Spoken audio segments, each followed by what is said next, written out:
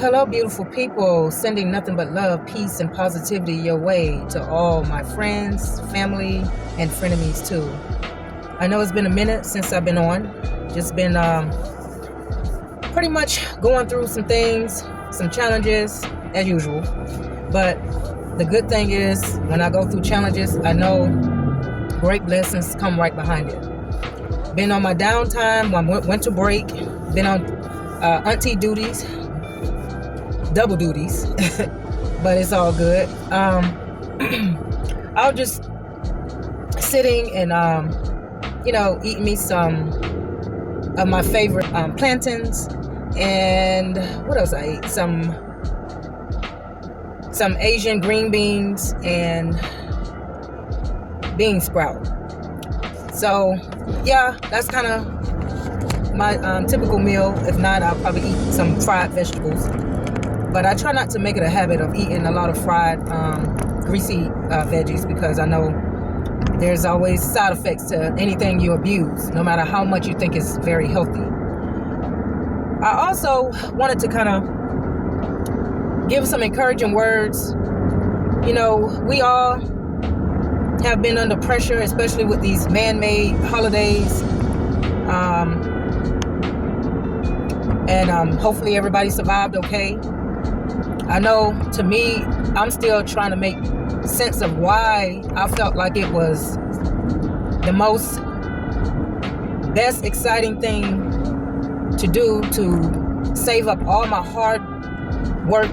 hard-earned money just to spend it all up in 1 month in December.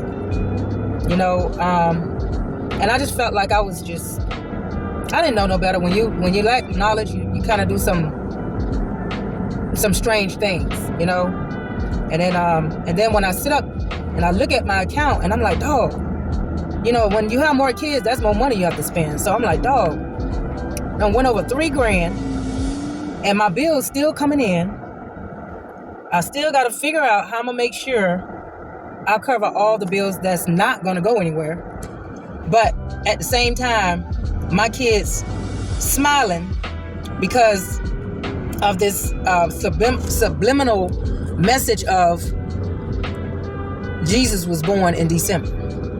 So that means all the children are very, very special only in December? Or could it be maybe a deeper meaning to all of it?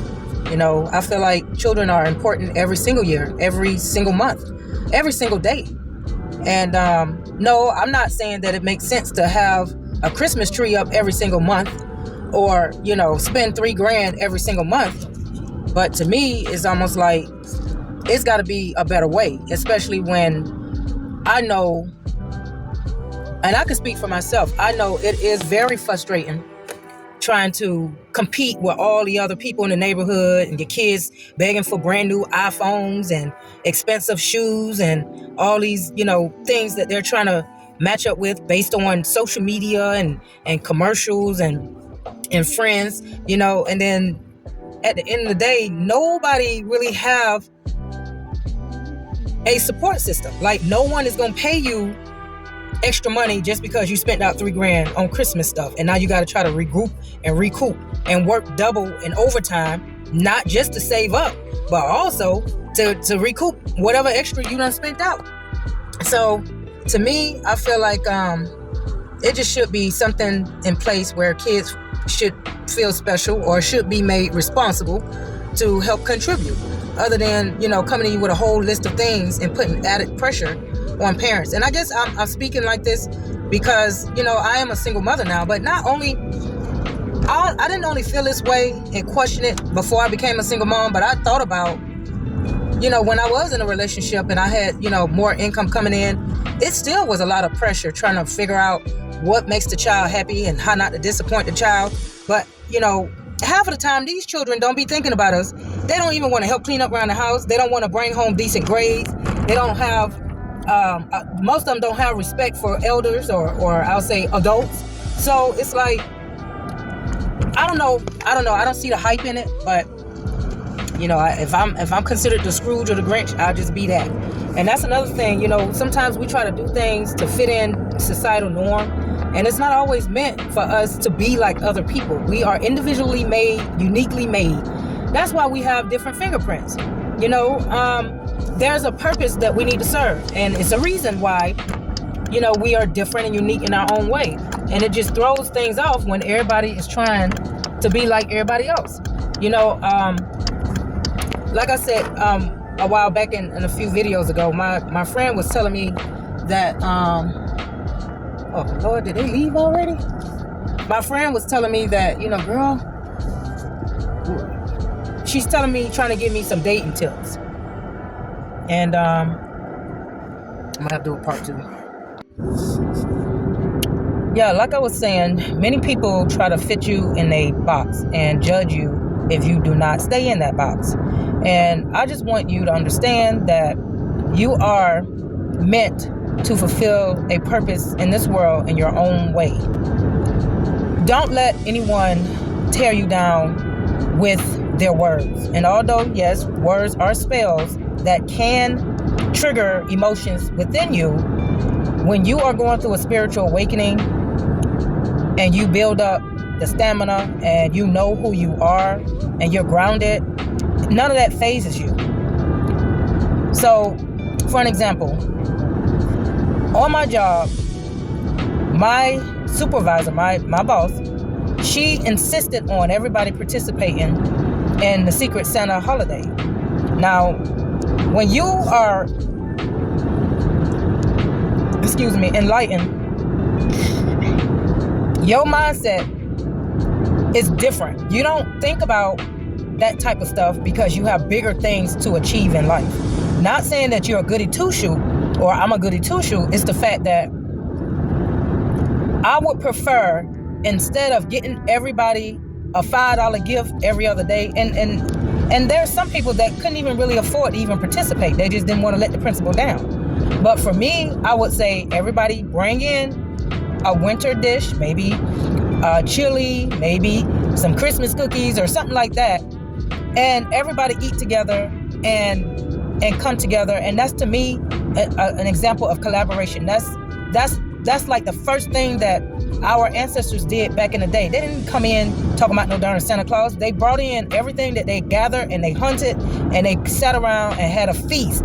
And they probably celebrated the ancestors or maybe their gods for bringing in the feast, helping them bring in the feast. So when you, like I said, when you go through a spiritual awakening, everything look very different. Every move, every celebration, everything is different. Even when you're dating, it is very difficult to date when, when you are focused on trying to be a good Samaritan.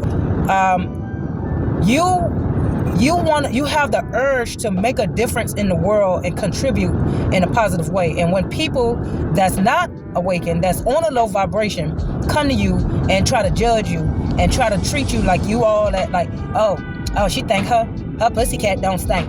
Well, when you are on a spiritual journey,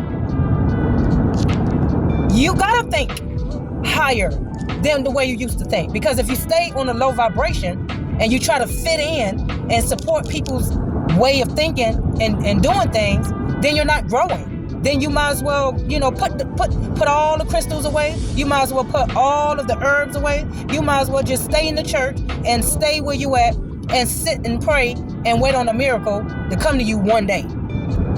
Even when let me tell you, I had told you in a few videos ago, I went and got my little pinky toe out there in the world because I had just came out of a very toxic marriage. And I'm not going to say that I wasn't a part of it and didn't contribute to it, because I was not awakened. I didn't know myself. So to me, arguing and trying to, go through an ego battle with my partner was not helping me grow spiritually. I wanted change. Apparently he didn't. So when you are going through a change in your life and an awakening, you're not going to want to stay in the position that you're in. You want to shed all of the bullshit that keep being thrown in your face. You don't want to feel like, you don't want those negative emotions anymore. You don't want to feel insecure. You don't want to be around things that trigger that. You actually, when you're going through a spiritual awakening, you're going to go back through your childhood trauma or your past relationship trauma, and clear all of that clogged up toxic mess so you can see people in a better way.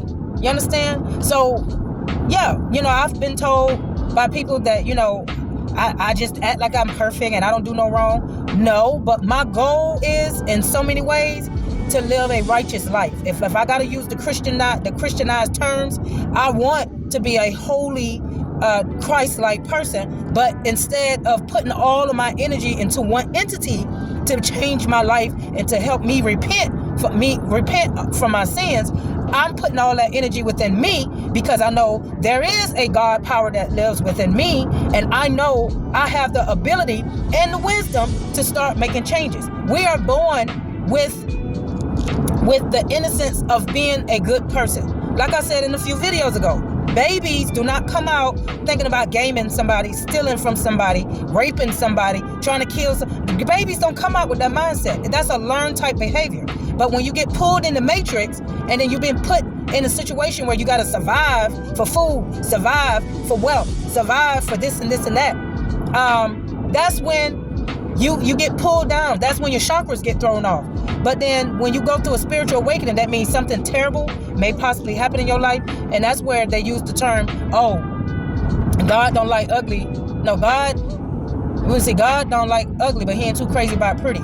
In so many ways, he will, and this is for who you believe in, you will be put in a position to where you are broken down. Your ego get bruised up, beat up so low, so bad, to where you have no choice but to go a whole nother route of seeing things and seeing life, and start being more appreciative and more respectful towards yourself and toward others. You understand? So just because you don't want to get high every other day and use your extra money to drink and get drunk out of your mind, so you can't remember all the sins that you went through and all the shit that you put yourself through, or maybe all the shit that somebody else put you, that still ain't gonna help solve anything. So when you're going through a spiritual awakening, it's all about clearing out your energy, doing a reset as a older, mature person that have more control over their lives and have more wisdom when they're using their free will. That's what the spiritual awakening is all about. It's deeper than not just eating meat, because you can still be full of shit, still be keeping up shit, and be free of animal product. It's deeper than that. It's deeper than standing outside getting sunlight. It's deeper than standing outside in grass barefooted. It's deeper than collecting all of the crystals and all of the rocks. It's deeper than that. It's all about integrity and morals. And once you understand there's a reason why we have universal law and we have ways that we're supposed to conduct ourselves as human beings, then when you bring all of that in, all of the crystals and the spiritual ways and rituals of doing things, then you start seeing life as a cruise, like you're in a car cruise controller and you just eating popcorn. And then you seeing people, that's not awakened doing different things. And not that you're looking at them like they're just stupid and dumb. It's just, you understand, okay, I got it. They doing what they're doing, but eventually they're going to be where I'm at. You know what I mean? And that's how you create your inner heaven. That's how you create your peace. Because you ain't trying to force yourself in a situation that ain't meant for you. You can't save everybody, because people got to go through karma in order to be cleaned up and woken up and put on the track that they need to be on. It ain't about trying to judge somebody whether they go to heaven or hell, because you create your own hell through your mindset and your actions. Like I said, we hold the God power. That means whatever I think, I can create it. And once you create it, that is you being able to decide whether you creating for something good or you creating for something bad. When you creating a plot to steal from somebody, that's creating, using your God power for something negative and to, take advantage of somebody. When you are thinking about ways of creating a better opportunity for homeless people or people that have been in prison for years, then you're using your inner God power to create something positive. So with all that being said, if you're just going through your spiritual journey, much like me, because I'm always learning, I'm always open to learning, and I do make mistakes, and then I just try my best to repair my errors and try to get back on track. But if you are on that journey, do not let the society or your environment control you. I was under so much pressure with bills, and I don't make a lot because, like I said, I'm a single mother. But I had to sit down and say to myself, look, I know I gotta have faith in myself because my ancestors are pushing me to represent them. I gotta have faith in myself because I can't walk around and preach that I got the God power in me and I'm breaking down, panicking, and having anxiety over some darn man-made bills or man-made holidays. You know, I'm not finna sit there and try to figure out how to fit in because, you know, everybody else using up all the electricity on some darn Christmas lights and Christmas trees and stressing, trying to hurry up and spend up a lot of money in 1 month just because they want to say, I love you. That's not something that I feel like I need in my life in order to show love. And there's different ways you can show love. Wisdom, it's quality time. There's many things that you can do other than spending out a whole lot of money. And then because the society would try to get people to think that, oh, with these commercials and brand new phones and brand new this and brand new that, this is what you need, and you're gonna really make your person or your loved one so proud and so happy and feel so loved. So what happened when your phone break? I mean, yeah, you can spend the money to get it fixed. Yeah, you might have insurance, get it repaired. But I mean, does it mean they're gonna love you any less? What happened? You know what? It's like we put so much energy into materialism, and then we feel like, you know, that's more important than the old school way of loving each other and appreciating each other and just being there to uplift and pour life into each other. And I don't know, it seems like we pick and choose when we want to do that. You know, why wait on Valentine's Day to pour love into somebody? You know, you act like an asshole the whole year and then want to wait until somebody's birthday and Valentine's Day and Mother's Day to say, oh, I do love you. You know, it's like people just got a lot of stuff screwed up. But then, like I said, I'm not here to judge. I'm just pointing out what I noticed. And I feel like in order for people to really make a difference in this world, in our society, we just got to wake up. And it might be hard. It may hurt. You might feel lonely. But at the end of the day, it's going to get better. You know, your ancestors didn't choose you to wake up just because they wanted to make your life miserable. They wanted you to represent and break the generational curses and make sure that you actually live in heaven, because all those stories you hear in the Bible ain't pretty much the truth. You know?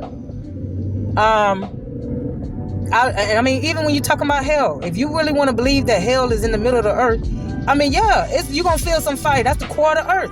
And if you see somebody down there living with darn horns and stuff like that, well, wow, that'll be a sight to see. But at the end of the day, I just feel like when you keep your mind on the positive, on the prize, on growing and being on a higher vibration, you know, all of that extra stuff that people be talking, you're going to have the wisdom to believe in yourself. And all the answers that you have that's unknown, it's going to come to you. It's going to come to you when you least expect it, you know. So don't judge yourself so hard. If you make a mistake, you know, just appreciate having the life, health, and strength to try to repair the mistake and try not to repeat the mistake. If you know, lose loved ones, and I mean, like, people don't want to fuck with you no more. People don't want to be around you no more because you ain't acting the way they want you to act. You ain't talking the way they want you to talk. Fuck them. There's other people that's willing to open up and talk to you and hear what you got to say and appreciate what you have to say. You know, like I said, there's billions of people in this world for a reason. You know, so like I said, just keep your head up, love yourself, and don't forget to like, subscribe, and look out for more videos as I try to get myself together to put out more content. Other than that, if you are preparing yourself to celebrate this fake man-made New Year, that's all on you. I'm just going to chill and wait until springtime come. Y'all stay warm, stay safe, and most definitely love yourself. Peace out.